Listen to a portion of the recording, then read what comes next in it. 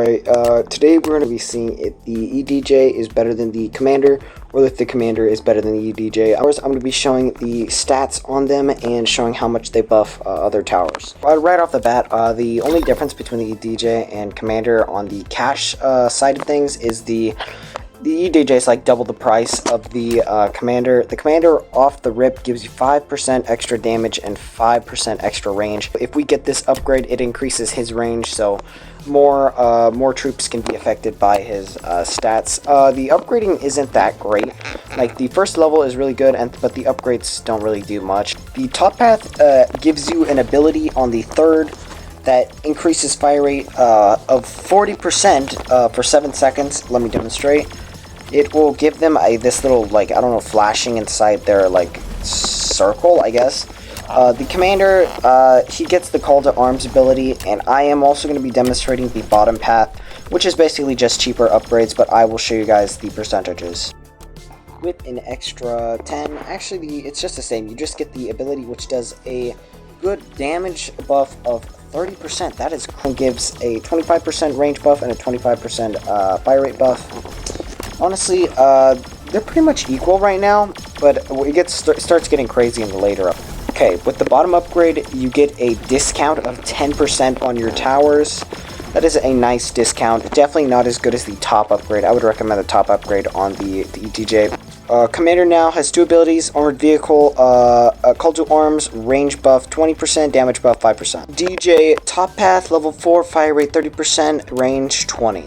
Bottom path EDJ, fire rate buff 10%, range buff 20%, nearby discount 20%. Commander now gets another ability, the Airstrike, which does 2,000 damage in an area of effect, or just an area of damage. That's what it is. 7% damage buff and range buff 30%, and the Call to Arms ability now does 40% extra damage. Top path EDJ, fire rate buff 40%, that is a huge buff. Range buff 25%, and the range is 10.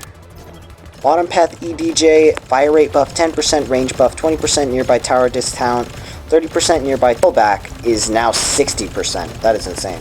The Golden Ranger top path now does 600 damage instead of the normal 380 damage, which is an insane improvement if you ask me. The only thing with support towers is they are targeted by bosses. Bosses really love to kill these things, so you'll have to, like, protect them with, like, say, healers, or just, like, keep replacing. If you take away the EDJ, he is only going to do 400 damage, which is, like, 200 damage less, which is crazy.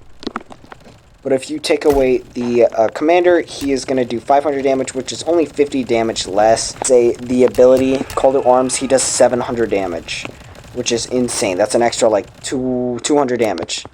But if you get rid of the EDJ, so if you activate this ability, he's going to do 40 extra. He does 632 damage total, which is an absolutely insane amount. If I were to pick one, I would pick DJ is better. It does more damage, and the ability is pretty good. But if you want some, like, very heavy support, then Commander. But overall, DJ wins this.